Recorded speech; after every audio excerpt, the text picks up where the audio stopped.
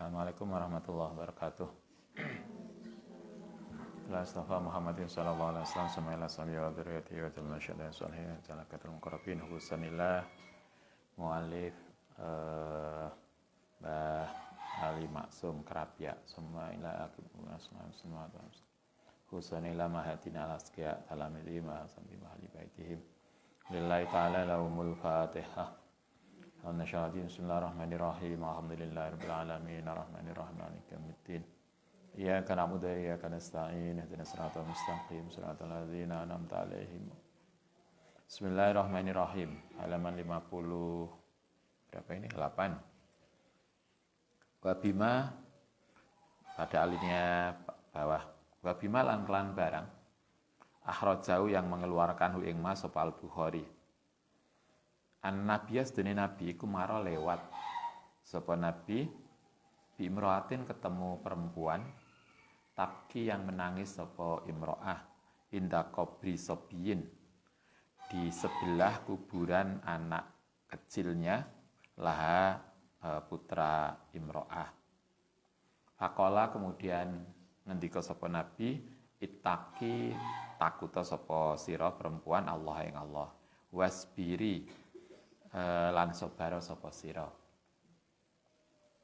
walam yungkir dan tidak menolak sapa nabi alaiya ing atase imro'ah aziarata ing ziarah kubur.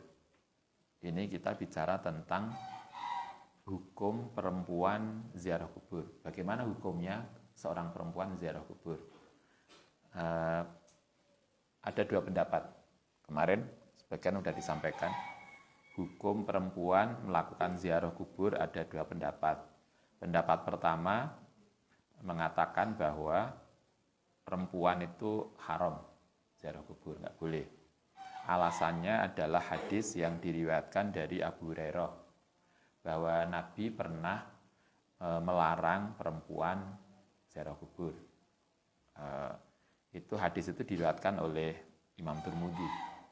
Kemudian tetapi yang pendapat kedua, dan ini pendapat yang paling banyak, mayoritas ulama mengatakan perempuan boleh. Yang pertama tidak boleh. Alasannya adalah hadis yang diriwayatkan Abu Hurairah. Yang kedua boleh, dan itu mayoritas. Dasarnya adalah hadis yang diriwayatkan oleh Sayyidah Aisyah.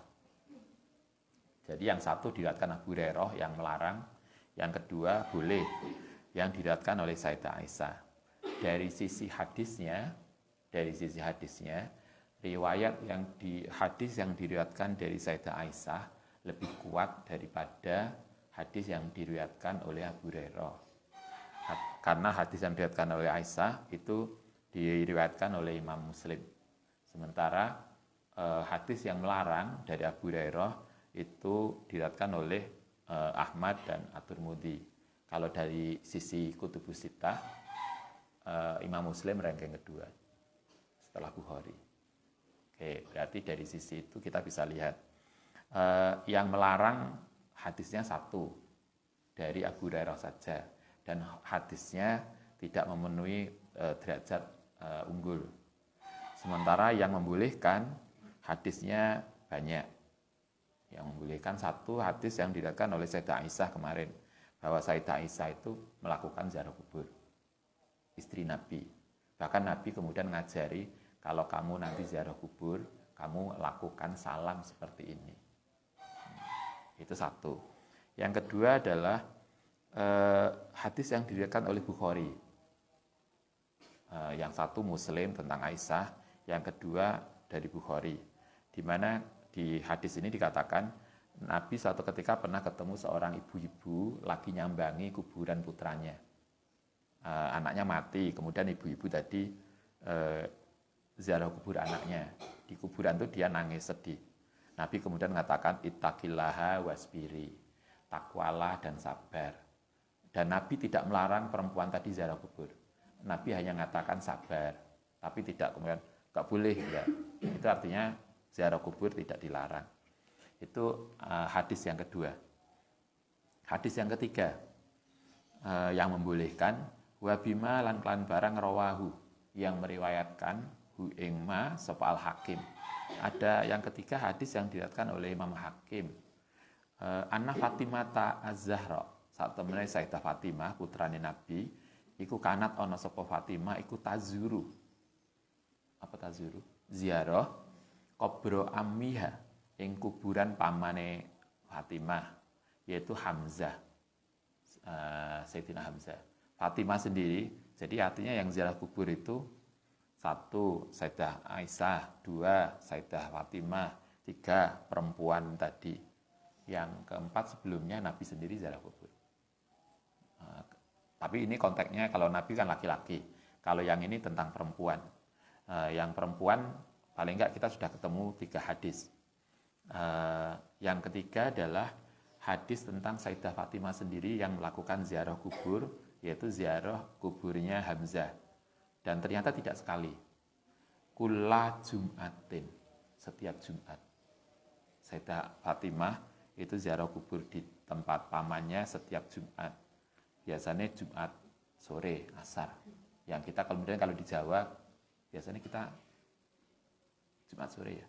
Jumat sore atau Kamis sore, malam Jumat. Ini yang kita ikuti.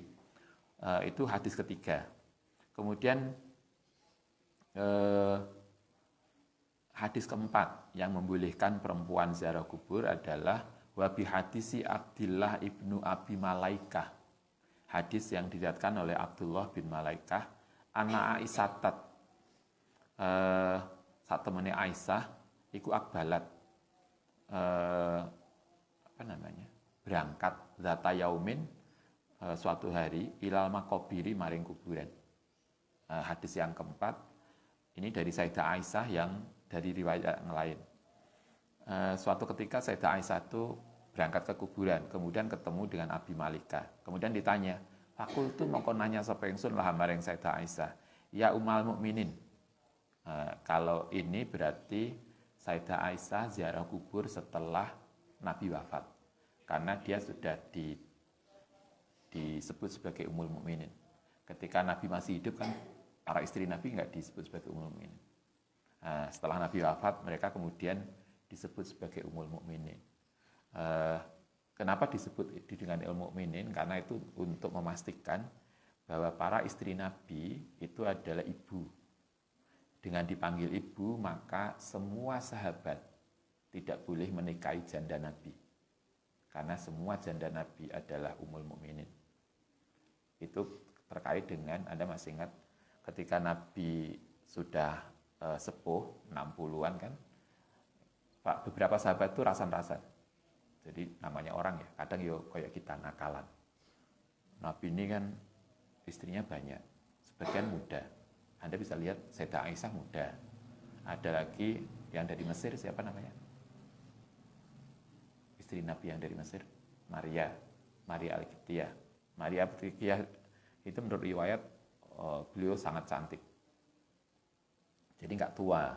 Ya ada yang tua iyalah, yang istri Nabi yang sepuh ada. Tapi yang muda dan cantik juga banyak. Salah satunya Sayyidah Aisyah cantik. Yang tidak kalah cantik adalah Maria Al-Qibtiyah. Sampai kalau Anda lihat dalam riwayat, Sayyidah Aisyah itu cemburu banget dengan Maria Qibtiyah ini. Karena dia cantik. Sayyidah Aisyah sendiri meriwayatkan dalam hadis. Beliau itu orangnya dur, kulitnya putih, hidungnya mancung, rambutnya agak keriting. Cantik banget. Karena itu Sayyidah Aisyah itu cemburu banget kalau Kanjeng Nabi pas bersama ini. Sahabat laki-laki itu rasan-rasan. Kalau Nabi nanti wafat, siapa yang menikahi janda-janda beliau? Coba, itu kan nakal banget tuh santri ini loh. Sahabat itu kan santri Nabi. Kemudian mikir mau nikah ibunya ini. Nah ditinggal ayah wafat. Itu kan nakalan. Karena itulah kemudian turun ayat bahwa semua istri Nabi adalah ummahatul mukminin. Sehingga karena dia ibu dari orang Islam, maka semua orang tidak boleh menikahi ibunya. Kan? Akhirnya semua janda Nabi tidak ada yang boleh dinikahi. Karena dia ummahatul mukminin. Sayyidah Aisyah ketika dipanggil ummahatul mukminin ini adalah ketika Nabi sudah wafat. Artinya kalau hadis pertama tadi, kemarin yang diriwayatkan oleh Muslim itu ketika Sayyidah Aisyah ke kuburan ketika Nabi masih hidup. Dan ketika Nabi wafat ternyata tradisi ke makam itu masih dilakukan oleh Sayyidah Aisyah. Dan kemarin yang saya sampaikan, Sayyidah Aisyah itu kalau ke makam Nabi, biasanya begitu masuk makam, beliau melepas kerudung. Begitu Abu Bakar dimakamkan di belakang Nabi, beliau begitu masuk kuburan juga kadang sering melepas kerudung. Jadi artinya rambutnya kelihatan. Tapi begitu Umar dikuburkan di belakangnya Abu Bakar, Sayyidah Aisyah sudah tidak lagi melepas kerudung. Ketika ditanya, kenapa Anda sekarang nggak melepas kerudung? Kata Sayyidah Aisyah, dulu saya melepas kerudung karena yang dimakamkan di situ suamiku, sehingga saya boleh membuka rambutnya. Setelah Abu Bakar, yang dimakam di situ adalah abahku, itu mahramku. Tapi sekarang kan ada Umar, ada orang lain. Karena itu saya nggak pantas kalau kemudian saya harus melepas kerudung, karena dia orang lain. Coba, ini sebuah tradisi yang hebat. Beliau merasa tidak ketemu, kan itu ketemu makam, bukan orang. Tapi untuk menjaga dirinya, beliau nggak mau sebagian dari auratnya kelihatan. Karena dia ziarah kubur, di situ ada orang lain, yaitu Umar bin Khattab. Ini artinya kita bisa belajar. Ini Ummul Mukminin Sayyidah Aisyah. Suatu ketika Sayyidah Aisyah itu berangkat ke kuburan. Kemudian ditanya, ini yang Abdullah bin Abi Malikah nanya, ya Ummul Mukminin, min aina akbaltat? Min aina dari mana akbaltat berangkat sapa sira? Ummul Mukminin jenengan mau kemana? Ditanya. Fakolat, ini berarti pulang. Fakolat mongko matur sapa Sayyidah Aisyah, min qabri ahi. Saya dari nyambangi kuburan saudaraku, saudara laki-lakinya. Siapa? Abdurrahman bin Auf. Abdurrahman bin Auf itu saudaranya Aisyah, karena dia saudaranya Abu Bakar. Saya baru ke makamnya Abdurrahman bin Auf. Kemudian Abdullah bin Abi Malikah mengkonfirmasi ulang. Fakultu moko nanya sapa ingsun lah maring Aisyah. Alaisa kana yanha. Alaisa ana tidak ada karena ono yanha mencegah sapa Rasulullah sallallahu alaihi wasallam an ziyaratil kuburi, saking ziarah kubur. Kemudian ini luar biasa diskusi ini, dialog ini. Kemudian Abdullah mengkonfirmasi, Sayyidah Aisyah, seingat saya Nabi dulu pernah melarang ziarah kubur. Alaisa kana yanha Rasulullah. Bukankah dulu Nabi pernah melarang ziarah kubur? Qalat, kemudian jawab sapa Sayyidah Aisyah, apa jawabannya? Na'am, iya. Dulu memang Kanjeng Nabi pernah melarang.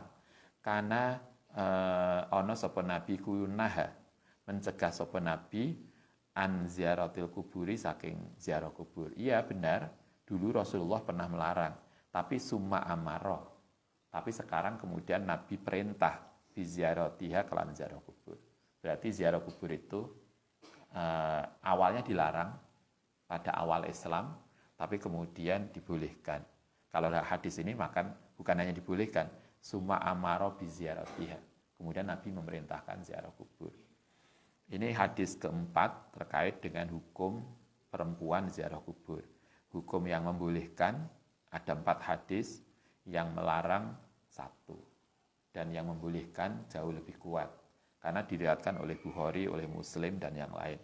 Sementara yang pelakunya yang melakukan ziarah kubur juga jelas keluarga Nabi, Sayyidah Aisyah, Sayyidah Fatimah dan yang lain. Sementara yang melarang hanya 1 yang diriwayatkan oleh Abu Hurairah, 1 hadisnya sifatnya umum, tidak spesifik. Kemudian yang kedua, hadis ini kualifikasinya kalah dengan hadis yang membolehkan. Nah, kalau dari situ kita bisa belajar. Artinya yang membolehkan jauh lebih kuat daripada yang melarang. Oke, sampai di sini kemudian kita lanjutkan begini. Wa min huna, karena itu dari situ yu'lamu, bisa diketahui opal jawabu jawaban an Abu Hurairah saking Abu Hurairah. Wa yujabu, lan bisa dijawab anhu saking hadis aidon bi annahu, Nah, karena itu dari hadis yang membolehkan dan yang melarang, maka kemudian Mbah Ali Maksum ngajari kita dengan kesimpulan ini. Bi annahu kan sedene kelakuan iku ziarah kubur iku mahmulun, mengandung beberapa perspektif aniziaroti saking ziarah aladi yaktaridung yang berbarengan biya kelan ziarah kubur apa fitnatun fitnah au muharamun utawa muharaman au muharamun au kanat bi atau sunnah wa nahwihi. Karena itu kalau kita kemudian mempertemukan hadis yang melarang dan hadis yang membolehkan, maka Mbak Ali Maksum kemudian ngajari kita begini, kesimpulannya berarti ziarah kubur itu bisa boleh, bisa juga tidak boleh. Tinggal nanti konteksnya apa. Kalau perempuan, ini konteksnya perempuan. Kalau perempuan ziarah kubur kemudian malah sedih, malah nggak bisa move on ya. Ziarah kubur malah nggak bisa move on, nggak bisa ndang baikan, maka hendaknya Anda tidak perlu ziarah kubur. Tapi kalau ziarah kubur kemudian Anda menjadi semangat ibadah, menjadi lebih baik, maka berarti boleh dan sunnah.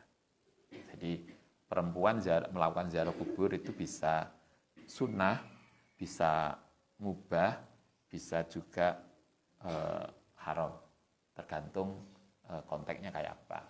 Kalau sekarang saya kira Anda kan nggak ada problem tuh ziarah kubur. Artinya tidak kemudian membuat takut, tidak membuat macam-macam.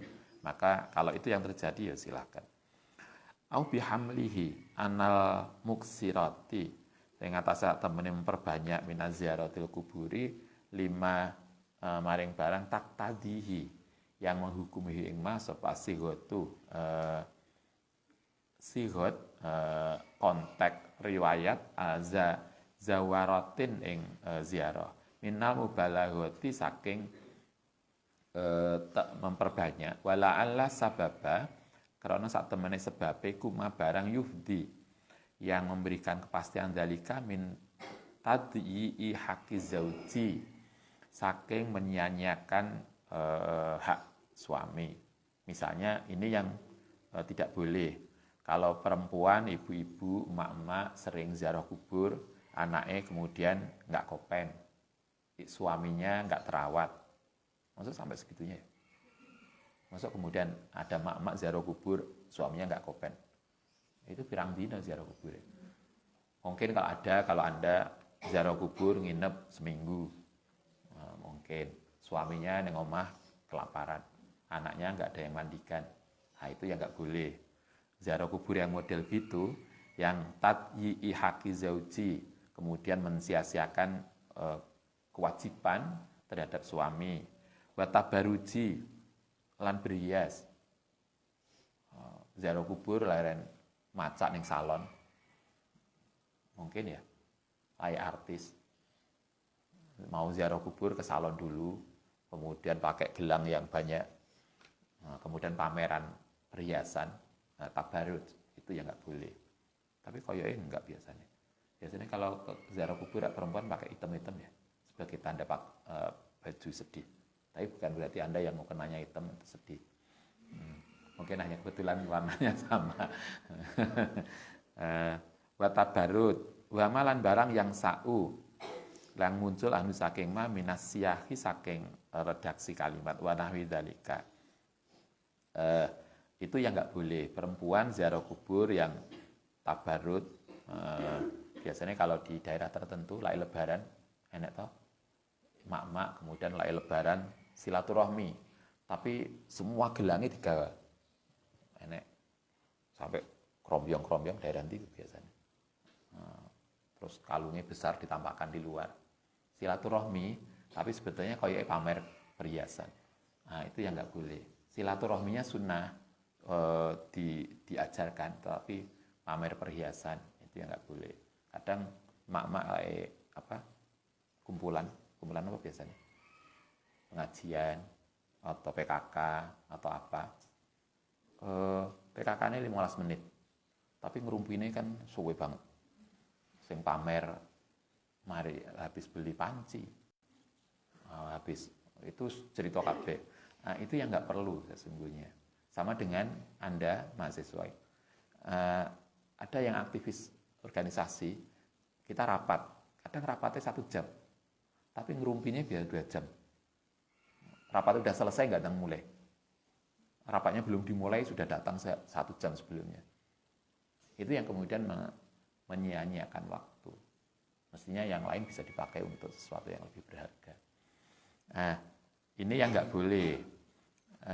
Kalau faida umina, nalikane aman apa dalika, kalau kemudian perempuan tidak ada alasan yang kemudian membuat sesuatu yang nggak baik, ya fala baksa, mongko berarti tidak ada masalah, fala baksa, tidak ada problem min ziarotihina, saking oleh ziarah kubur perempuan lihtiyajina, karena kebutuhannya perempuan ila tadzakuril mauti, untuk mengingat mati karijali kayak laki-laki.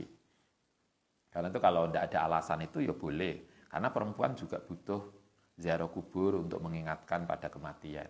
Perempuan butuh toh refreshing, sekalian kalau biasanya wali limo, wali songo itu kan ada refreshingnya.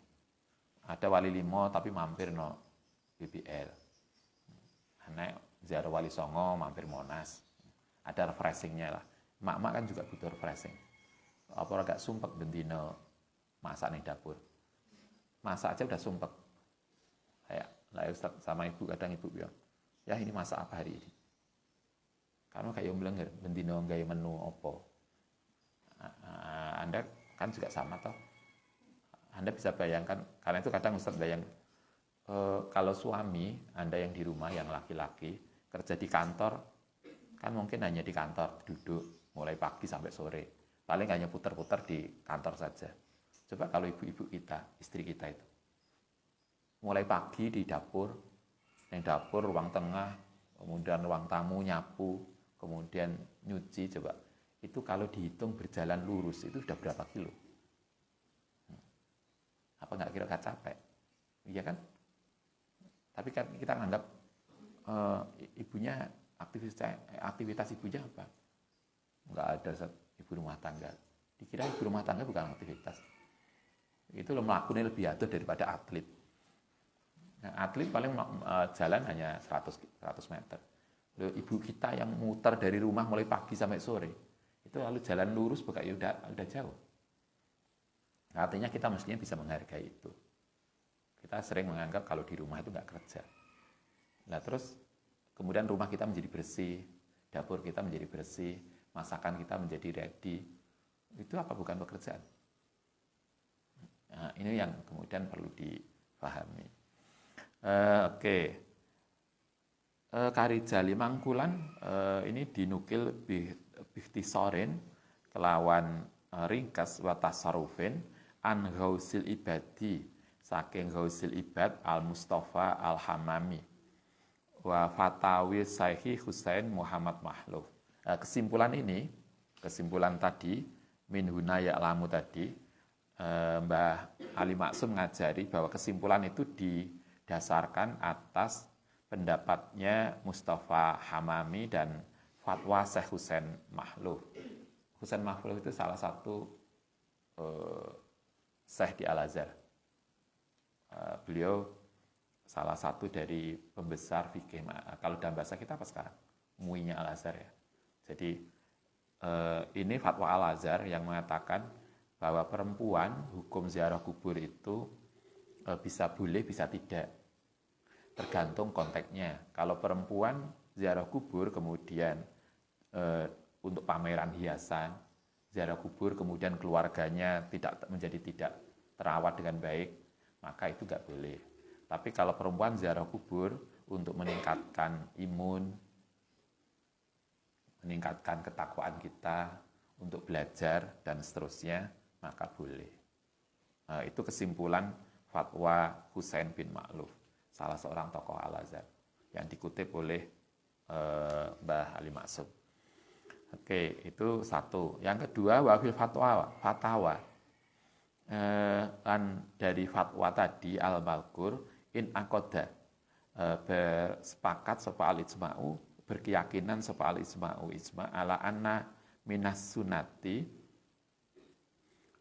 sak temene menurut sunnah ziaratar rijali sak temene ziarahe seseorang al qabura ing kuburan ba'da angkana setelah ana apa ziarah kubur iku manhian anha saking ziarah kubur fi sadril islami ila anqala sampai entong ngendika sapa sampai ini dari fatwa kitab fatwa tadi juga disampaikan bahwa benar pada awal Islam ziarah kubur itu dilarang. Awal Islam fi sadril Islam, awal Islam itu ziarah kubur dilarang, tapi kemudian dibolehkan bahkan disunahkan. Waqat akhoda lan teman-teman mengambil sapa fuqaha sapa ba'du fuqaha Syafi'iyah sebagian dari orang fikihnya mazhab Syafi'i bidhairi hadisi kelawan dhairi hadis yakni hadis sala'ana rawatil kuburi.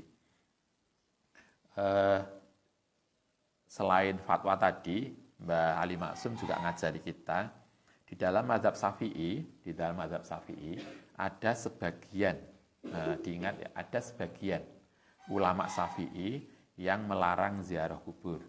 Mazhab Syafi'i sendiri sebagian ada yang melarang ziarah kubur dengan dasar hadis Abu Hurairah tadi yang awal. Berdasarkan hadis Abu Hurairah faqalu, karena itu berdasarkan hadis tadi faqalu ngucap sapa sebagian ahli Syafi'i inna ziaratan nisa'i sak temene ziarah kubur untuk perempuan ziaratil nisa'i sak temene ziarah perempuan al kubura ing kuburan iku haram wa makruhatun lan hukume makruh karohata tahrim makruh yang mendekati haram. Ini satu.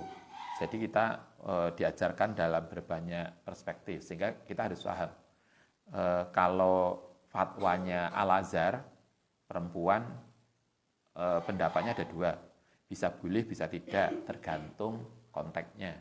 Oke. Sekarang kalau fikih Imam Syafi'i kayak apa? Fikih Imam Syafi'i mengatakan sebagian ulama mazhab Syafi'i sebagian melarang perempuan ziarah kubur. Alasannya adalah hadis dari Abu Hurairah tadi. Oke. Tetapi wa at-taqabahu lan mengikuti hu ing pendapat tadi sapa Nawawi mengkoreksi hu ing pendapat tadi sapa Nawawi fil Majmu'i. Tetapi Imam Nawawi yang kita kaji di dalam kitab Adhkar ya. Kita kemarin ngaji Adhkar karangan Imam Nawawi. Imam Nawawi kemudian mengkoreksi pendapat sebagian mazhab Syafi'i tadi bi annahu kelawan sak temene fatwa tadi iku qaulun sadun. Itu pendapat yang jarang banget. Jadi pendapat sebagian mazhab Syafi'i yang melarang perempuan ziarah kubur itu adalah pendapat yang sad. Pendapat sad itu pendapat yang tidak populer. Tapi walaupun tidak populer kita harus tahu. Sehingga kalau ada orang mengatakan menurut mazhab Syafi'i perempuan nggak boleh ziarah kubur, kita tahu oh itu pendapat yang aneh, pendapat yang tidak populer. Karena pendapat mayoritas itu membolehkan. Kadang kan ada toh orang-orang yang menggunakan kitab-kitab aneh untuk macam-macam. Iku qaulun sadun. Itu pendapat yang tidak populer, yang sad, yang aneh. Fil madhabi dalam madhab waladi koto'a waladi utawi sesuatu koto'a yang memastikan bikan aladi sopot jumhurun. Sekarang kesimpulannya adalah jumhur ulama, mayoritas ulama memberikan hukum kepastian annaha saat temene perempuan ikut jaizatun, boleh perempuan boleh melakukan ziarah kubur. Tetapi ada juga ma'a karohati tanzihi sartane makruh. Kalau nanti tidak ada masalah berarti boleh. Tapi kalau ada masalah maka menjadi makruh. Masalahnya tadi sampai meninggalkan keluarga, sampai kemudian anak tidak ini, atau pameran tabarut tadi, pameran hiasan dan seterusnya, itu yang nggak boleh. Wanakola, kita lanjutkan besok. Al-Fatihah.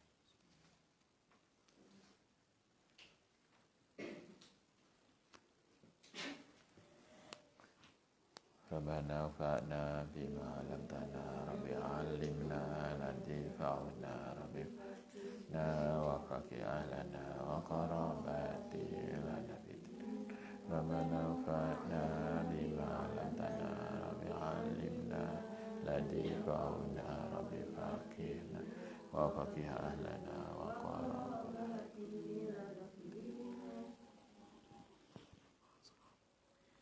Assalamualaikum warahmatullahi wabarakatuh.